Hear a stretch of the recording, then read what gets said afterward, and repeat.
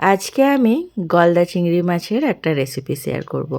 গলদা চিংড়ি মাছ আমরা তো অনেকেই অনেক রকমভাবে খেয়ে থাকি। আজকের রেসিপিটা একটু ভিন্নভাবে বানিয়েছি।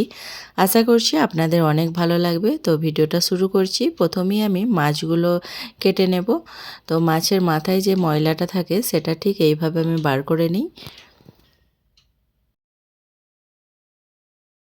মাছগুলো কাটা ধোয়া হয়ে গেছে, এবার আমি ম্যারিনেট করে নিচ্ছি।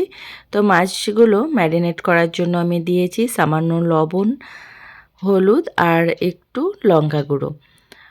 তারপর আমি মশলাগুলো ভালো করে মাছের সাথে মাখিয়ে নেব।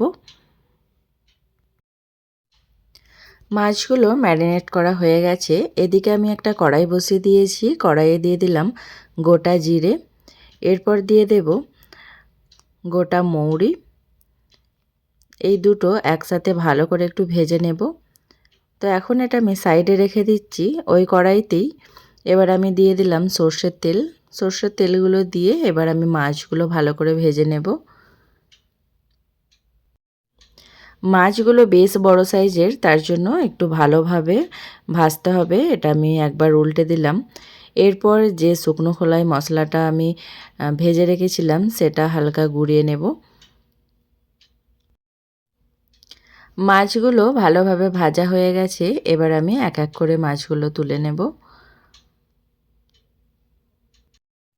তো এরপর আমি চিংড়ি মাছ ভাজার তেল একটু তুলে রাখবো। আমার এই চিংড়ি মাছ ভাজার তেল দিয়ে ভাত মাখিয়ে খেতে খুবই ভালো লাগে। আপনারাও একবার খেয়ে দেখবেন, আশা করছি আপনাদের ভালো লাগবে। এরপর ওই তেলেতেই আমি গোটা গরম মশলা দিয়ে দিলাম, দুটো তেজপাতা, ডালচিনি, লবঙ্গ। এরপর আমি দিয়ে দিলাম সামান্য একটু কালো জিরে, তারপর দুটো কাঁচা লঙ্কা দিয়ে এরপর আমি পেঁয়াজগুলো দিয়ে দিলাম। পেঁয়াজগুলো দেওয়ার পর হালকা করে একটু নাড়াচাড়া করে নেব। এরপর কুচি করে রাখা টমেটোগুলো দিয়ে দিলাম। এখানে আমি একটা বড় সাইজের টমেটো ইউজ করেছি। টমেটোটা দেওয়ার পর আমি 1 মিনিট মতো ঢাকা দিয়ে রাখবো। ঢাকা দিলে কি হয়, টমেটোটা খুব সুন্দর সেদ্ধ হয়। তো দেখুন টমেটোটা গলে গেছে। এবার আমি দিয়ে দিলাম 2 চামচ মতো আদা রসুন বাটা। এরপর আমি ভালো করে একটু মিশিয়ে নেব। আদা রসুনটা ভালো করে মেশানো হয়ে গেছে। এবার আমি এক এক করে সব মশলা অ্যাড করব। প্রথমেই আমি দিয়ে দেব শুকনো লঙ্কার গুঁড়ো।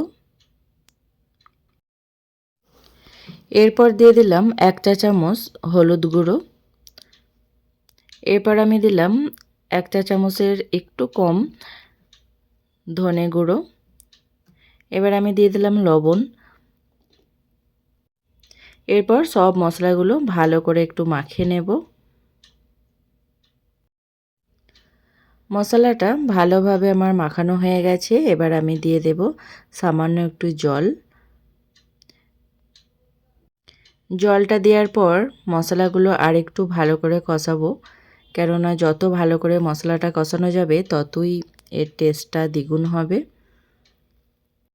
মশলাটা খুব সুন্দরভাবে কষানো হয়ে গেছে। এবার আমি ভেজে রাখা গলদা চিংড়ি মাছটা দিয়ে দেব।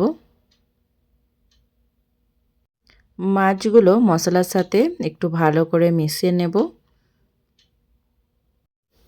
এরপর আমি দিয়ে দেব একটু টক দই। টক দইটা আগে থাকতে ভালো করে ফাটিয়ে নিতে হবে। এখানে আমি খুবই অল্প পরিমাণ দিয়েছি। সামান্য একটু টক দই দিলে এর টেস্টটা অনেকটাই বেড়ে যায়। এরপর আমি ভালো করে মিশিয়ে নিয়েছি। এবার দিয়ে দিলাম পরিমাণ মতো জল।